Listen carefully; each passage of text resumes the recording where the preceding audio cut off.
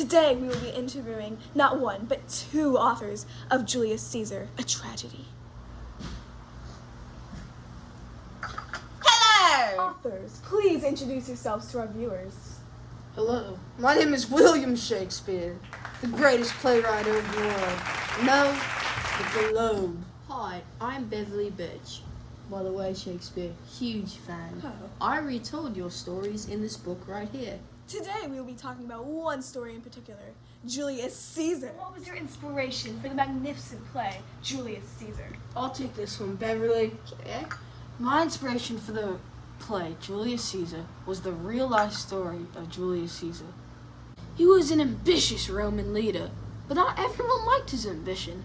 Some politicians despised him for it. Beverly, what is your role in all this?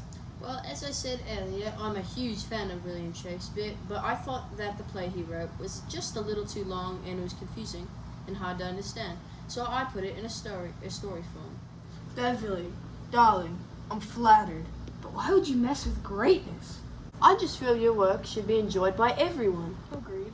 So tell me, what was the setting of this story? Fabulous Rome! Who are some of the main characters of your story? I've got this. So there's Julius Caesar, of course, who is a mighty dictator. There's Brutus, who wants to take over Julius Caesar's job, so he plots to kill him.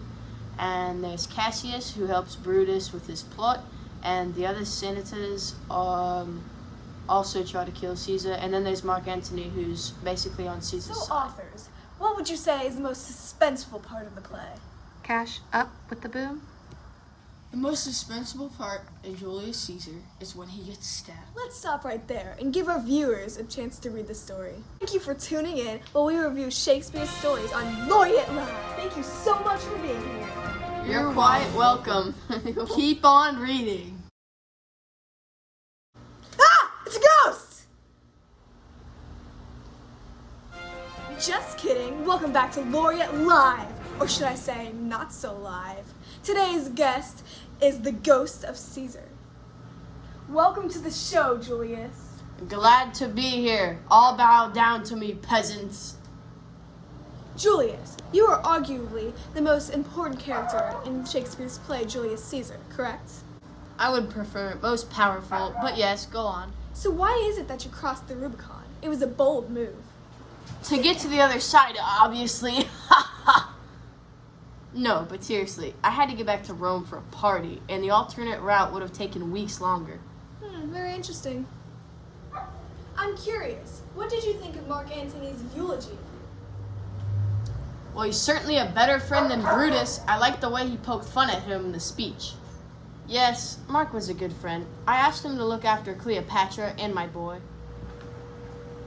I think he might have taken that a little too far. So how did it feel to be murdered by your senators?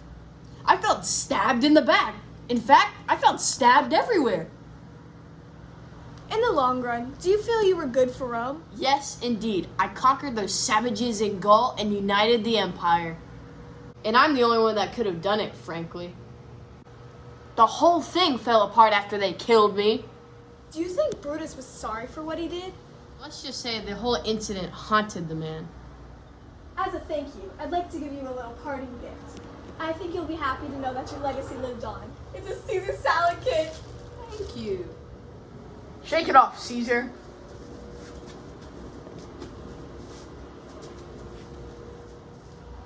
For our final episode on this 3-part series, I bring you Brutus. Thanks for having me. I feel like there's a little hostility in the room. Well, it's not every day I have the displeasure of interviewing a murderer. You listen here. Caesar was practically becoming a dictator. So was it hard to convince all those senators to participate in your evil plot? Not really. Most people agreed with me. His ego is becoming a huge problem. Every villain has a sidekick. Who would you say was yours? Villain? I'm insulted. I was doing what needed to be done. But I guess you could say I did have a co-conspirator. His name was Cassius. Cassius. The peanut butter to my jelly sandwich. He was a loyal friend, and I could have not have done it without him. Brutus, did you feel any remorse for your actions? As a matter of fact, I did. But you'll have to read this book to find out my fate.